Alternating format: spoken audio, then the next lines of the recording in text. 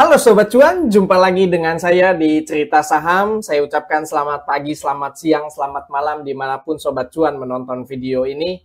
Pada video kali ini saya akan cerita saham IPO IKPM yang akan listing dalam waktu dekat ini. Ada 7 hal yang akan saya bahas. Yang pertama menganalisa prospektus, menganalisa neraca, menganalisa laba rugi, menganalisa arus kas, menganalisa valuasi, menganalisa numerator, dan yang terakhir kesimpulan. Ringkasan emiten dibangun atas dasar apotik. Jadi awalnya itu perseroan merupakan apotik. PT IKA Farmindo Putra Mas didirikan pada tahun 1978.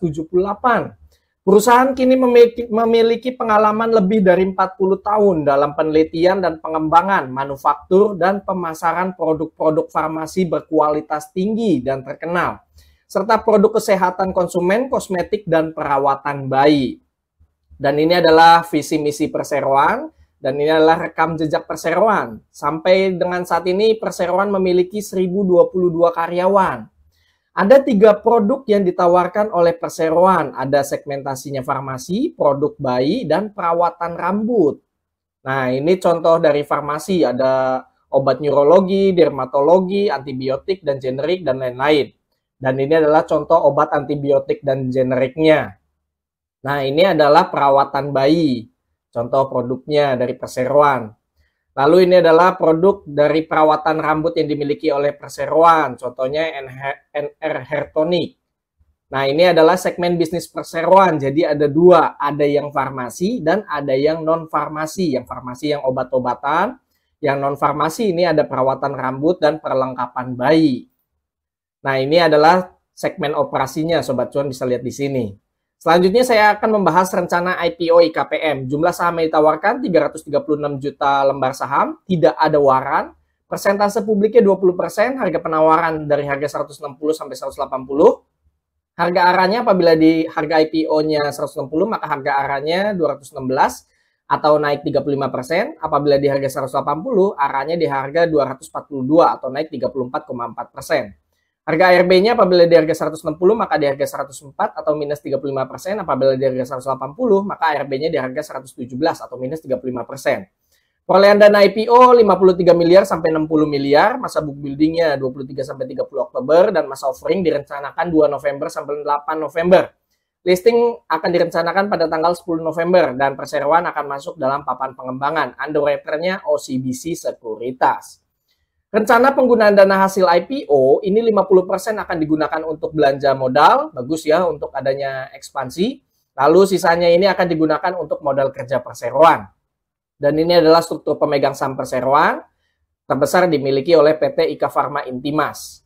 Lalu ini adalah bagian struktur pemegang sahamnya, Sobat Cuan bisa lihat di sini, dan terdapat hubungan afiliasi atau kekeluargaan di perseroan. Nah, ini ada Bapak Titianus sebagai komisaris perseroan dan Ibu Maudi sebagai komisaris utama dan Eliza ini sebagai direktur. Jadi Eliza ini anaknya dari Bapak Titianus dan Ibu Maudi. Nah, Sobat Cuan bisa lihat di sini ya. Untuk lock up period, jadi ada lock up period selama 8 bulan, terutama untuk yang dimiliki oleh PT IKM, lalu Ibu Maudi dan Bapak Titianus ini ada lock up period. Tapi untuk Augustina Winata dan Eliza Winata ini tidak ada lock up period, meskipun di sini Sobat Cuan bisa lihat di sini ya, ini kecil banget kepemilikan sahamnya. Lalu ini adalah komisaris utama perseroan dan ini adalah profil dari komisaris. Apabila Sobat Cuan ingin lihat secara detail, Sobat Cuan bisa pause video ini ya. Dan ini adalah profil dari Dewan Direksi Perseroan. Oke, selanjutnya saya akan menganalisa neraca. Nah, Sobat Cuan bisa lihat di sini untuk asetnya, total asetnya ini ada penurunan ya, yang tadi 577 miliar, turun anjlok jadi 385 miliar, naik kembali 387 miliar, dan per April 2023 ini kembali naik ke 415 miliar. Nah, penurunan ini disebabkan karena adanya dekonsolidasi, jadi adanya entitas anak, itu berubah jadi entitas asosiasi karena perseroan ini melepas anak usahanya yang tadinya memiliki 96% kepemilikannya jadi tersisa 18% saja. Untuk total aset lancar, nah di bagian kas dan bank ini perseroan cuma punya 8,3 miliar, lalu untuk piutangnya 133 miliar, ini besar sekali ya Sobat Cuan. Lalu untuk persediaannya di sini ada peningkatan ya, yang tadi 53 miliar, 79 miliar, lalu per April 2023 ini 76 miliar. Lalu untuk aset tetapnya ini juga naik ya, yang tadinya 78 miliar jadi 114 miliar. Memang dilihat dari persediaan dan aset tetapnya ini menunjukkan bahwa perseroan ini adanya ekspansi. Jadi rencana penggunaan dana IPO ini emang untuk menyokong gitu ya, dari rencana ekspansi yang dilakukan perseroan. Nah, untuk kas dan banknya ini Sobat Cuan bisa lihat di sini penempatan terbesar ini di Bank OCBC NISP di dolar Amerika Serikat senilai 6,1 miliar rupiah. Untuk liabilitas, nah Sobat Cuan bisa lihat di sini karena jumlah liabilitas ini terbesar dari pos utang bank jangka pendek sampai 156 miliar rupiah. Padahal kas perseroan itu cuma ada 8 miliar. Nah, perseroan kemungkinan nantinya akan terus menggenjot penagihan dari piutangnya yang sampai senilai 130 miliar.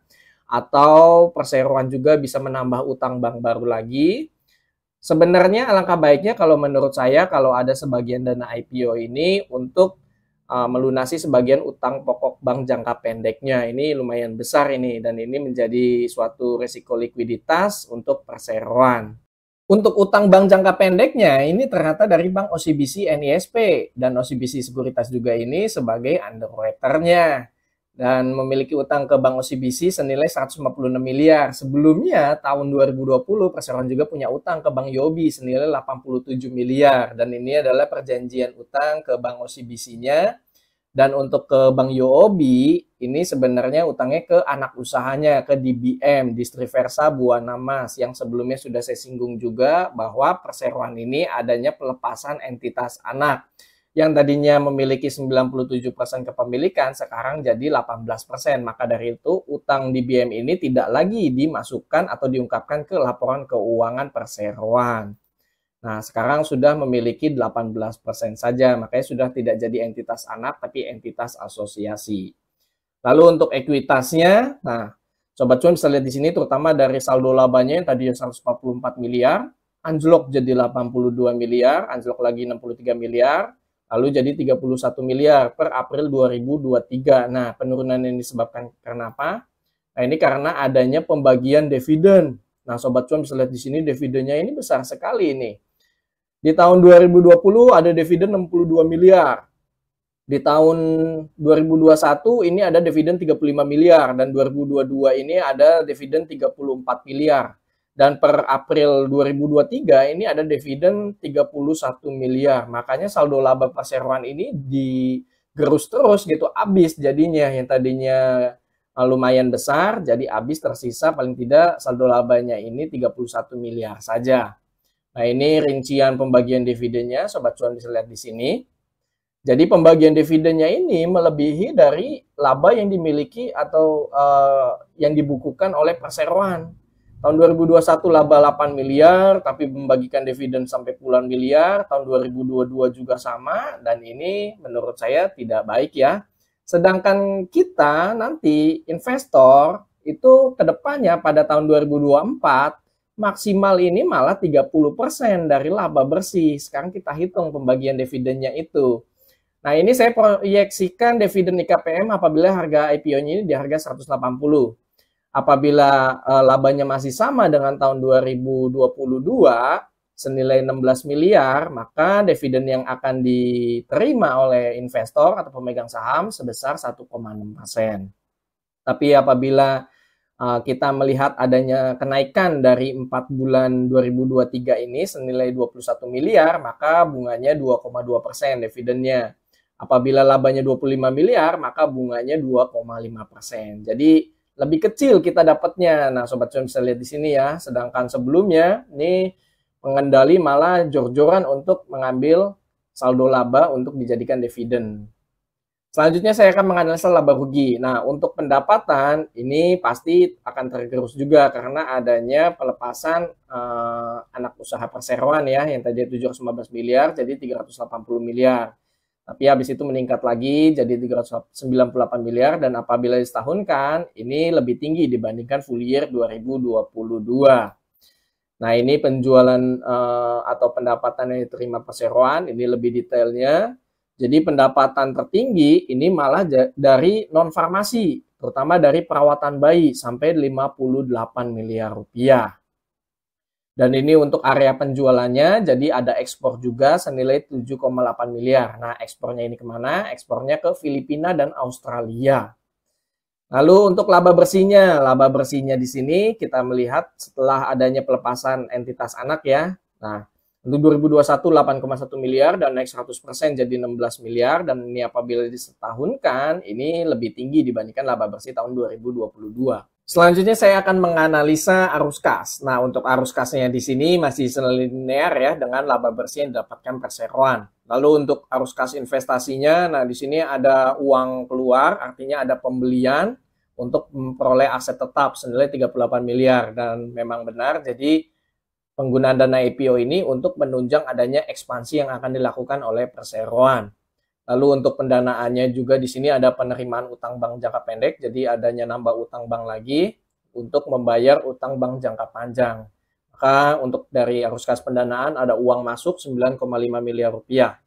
Lalu untuk neto kas dan banknya ada penurunan 5,2 miliar. Jadi lebih banyak uang keluar dibandingkan dengan uang masuk di periode April 2023. Lalu adanya uang masuk lagi karena adanya kenaikan utang bank jangka pendek, terutama di kredit rekening koran senilai 2,7 miliar, lalu di awal periode perseroan punya kas 10,8 miliar, maka di akhir periode perseroan memiliki kas 8,3 miliar rupiah.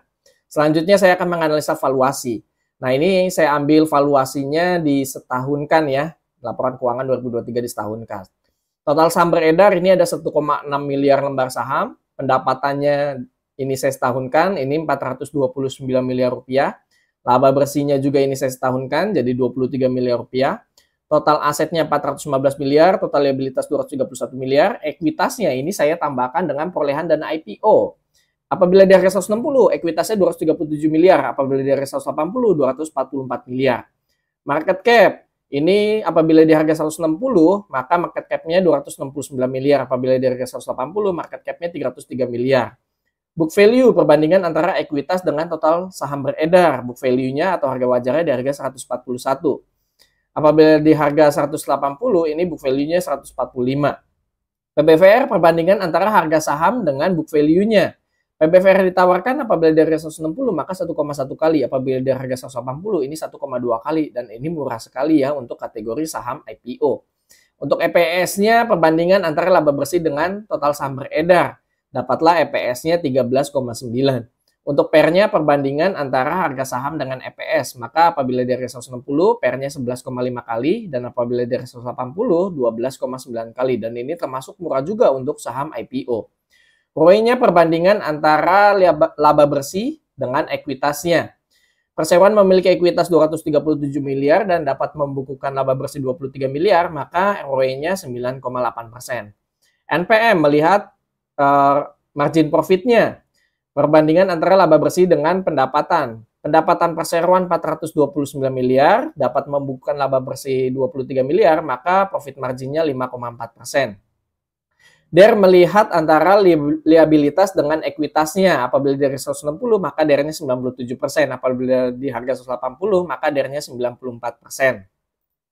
Selanjutnya saya akan menganalisa underwriter. Nah, underwriter-nya yaitu OCBC Sekuritas. Nah, di saham IKPM ini OCBC Sekuritas underwriter tunggal, dan sebelumnya itu belum pernah sama sekali OCBC Sekuritas membawakan IPO tunggal. Sebelumnya ini bebarengan NCKL dan juga Brand.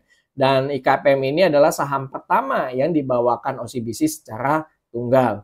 Nah, di sini saya juga memberikan tabel untuk kompetitor ya. Ini ada Soho, PH, KF, Omet. Jadi Sobat Cuan bisa lihat perbandingannya di tabel ini dan bisa jadi bahan pertimbangan juga untuk Sobat Cuan mau ikut IPO ini atau tidak. Lalu terakhir kesimpulan. Kesimpulan rencana IPO, IKPM secara bisnis masih punya ruang bertumbuh. Hal ini dibuktikan dengan meningkatnya pendapatan perseroan tiap tahun dan rencana ekspansi yang akan dilakukan perseroan dari perolehan dana IPO. IKPM secara penggunaan dana IPO masih bagus, sebagian besar dipakai untuk ekspansi dan sisanya untuk modal kerja. Jumlah saham yang ditawarkan untuk publik termasuk sedikit, yaitu sebanyak 3,3 juta lot. Terlebih tidak ada waran, sehingga tidak ada kompensasi cuan dari waran yang dapat mengakibatkan penurunan dari saham. Pemegang saham mayoritas ada lock up, tapi pemegang saham minoritas tidak ada lock up. Namun menurut saya jumlahnya tidak terlalu berpengaruh signifikan terhadap penurunan harga saham karena jumlahnya sangat kecil. IKPM akan masuk dalam papan pengembangan. Untuk ringkasan prospektus saya kasih nilai 4,5/5. Untuk laporan keuangan, IKPM memiliki laporan keuangan neraca yang kurang bagus seiring dengan besar utang yang dimiliki, terlebih utang yang dimiliki sebagian besar utang bank jangka pendek. Dan perseroan memiliki kas yang kecil sehingga ada resiko likuiditas pada perseroan. Menurut saya ada baiknya sebagian dana IPO bisa digunakan untuk membayar utang bank jangka pendek. Untuk laporan laba rugi, IKPM mampu menumbuhkan secara konsisten pendapatan dan laba tiap tahunnya. Dengan adanya rencana IPO dan rencana ekspansi yang dilakukan, diharapkan IKPM dapat meningkatkan lagi pendapatan dan laba yang dihasilkan periode selanjutnya. Untuk laporan arus kas, IKPM terlihat memang adanya penggunaan dana yang dilakukan untuk belanja modal, sehingga perolehan dana IPO ini memang benar untuk menunjang ekspansi yang akan dilakukan oleh perseroan. Untuk likuiditas diproyeksikan adanya penambahan utang bank lagi atau perseroan perlu mengejut lagi net cash di cash flow-nya untuk menyokong utang bank jangka pendeknya. Untuk ringkasan laporan keuangan saya kasih nilai 3,5/5. Untuk valuasi yang ditawarkan ini termasuk murah untuk saham IPO sebesar 1,1 kali dan valuasi pernya termasuk murah juga sebesar 11 kali. Dengan adanya rencana IPO dan ekspansi yang dilakukan, diharapkan IKPM dapat meningkatkan lagi ekuitas, pendapatan, dan laba bersihnya, sehingga dapat menurunkan lagi nilai valuasi perseroan. Market cap IKPM tergolong murah juga, yaitu 269 miliar. Dibandingkan dengan ekuitas perseroan sebesar 237 miliar. Untuk ringkasan valuasi saya kasih nilai 5/5. Untuk underwater, IKPM menunjuk PT OCBC Sekuritas dengan kode broker TP sebagai underwater. Secara historical, TP belum pernah mengawal IPO secara tunggal, jadi kami masih belum tahu track record-nya seperti apa. Semoga saja ini jadi hal yang baik, terutama untuk pertama kali yang dibawakan oleh PT OCBC Sekuritas. Hal inilah yang bisa jadi bahan pertimbangan untuk Sobat Cuan mau ikut IPO ini atau tidak. Untuk ringkasan underwater, saya kasih belum ada penilaian karena belum ada track record-nya.